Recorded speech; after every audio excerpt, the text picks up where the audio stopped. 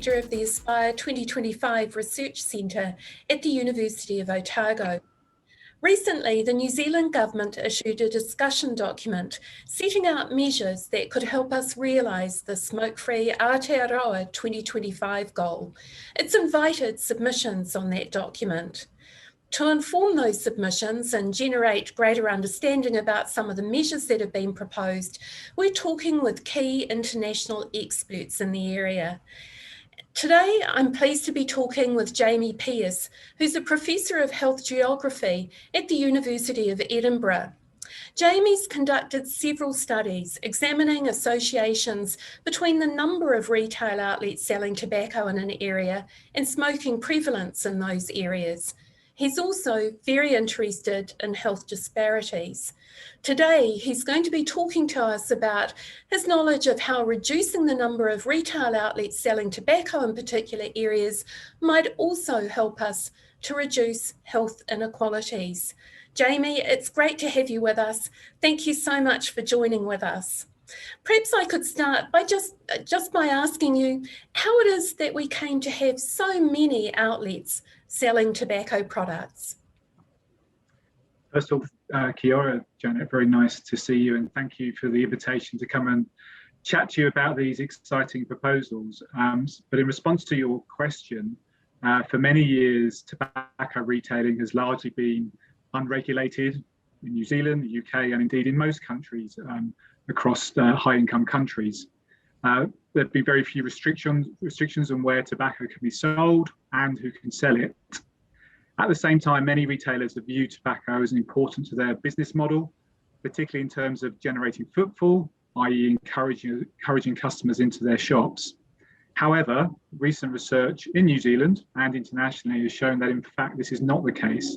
The profit margins on a pack of cigarettes are almost always very small, and tobacco is far less important to generating footfall than previously thought.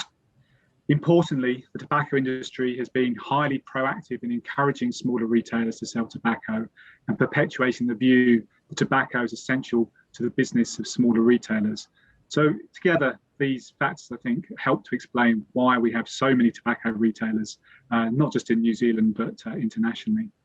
Okay, and we know that we have an awful lot of tobacco retailers. Are they concentrated in particular areas, or are they distributed more evenly across cities and towns?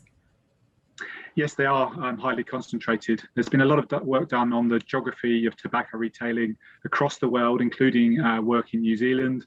And very interestingly, the message is very consistent. Tobacco retailing is disproportionately concentrated in neighbourhoods with a high proportion of low income, disadvantaged, and often ethnic minority residents.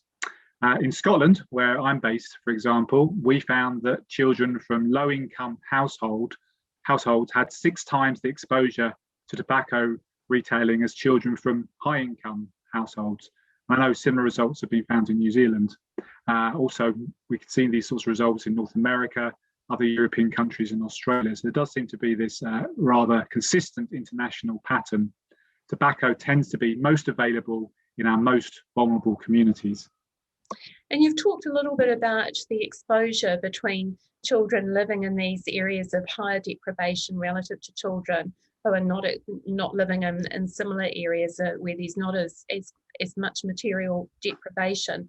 What's the impact on those children who are living in more deprived communities of this higher exposure to tobacco products?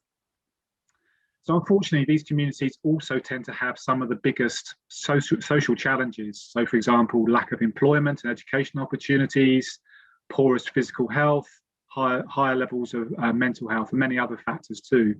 And such populations are vulnerable to the cues to smoking that tobacco retailing provides. Therefore, it's probably little wonder that the highest levels of smoking tends to be highest in the most disadvantaged areas. The geographical concentration of tobacco retailing in more vulnerable, socially disadvantaged populations not only targets the most vulnerable members of society, but it's also a key factor in explaining inequalities in tobacco use and tobacco-related ill health and deaths. And for people who are trying to quit, I mean, we know that smoking prevalence is much higher in these communities, but for people among those communities who are trying to quit, what's the impact of having tobacco so readily available at every corner store? Yeah, I think that's another important question around quitting. We know from research around the world that it's much harder to quit if you live in an area with a high concentration of tobacco outlets. The greater supply and availability ensures tobacco is available 24/7. This, of course, reduces the effort, time, and resources needed to obtain the product. So in sum, having tobacco so widely available inserts a major barrier for those wanting to quit smoking. So what impact do you think a measure greatly reducing the retail availability or the supply of tobacco products would be likely to have?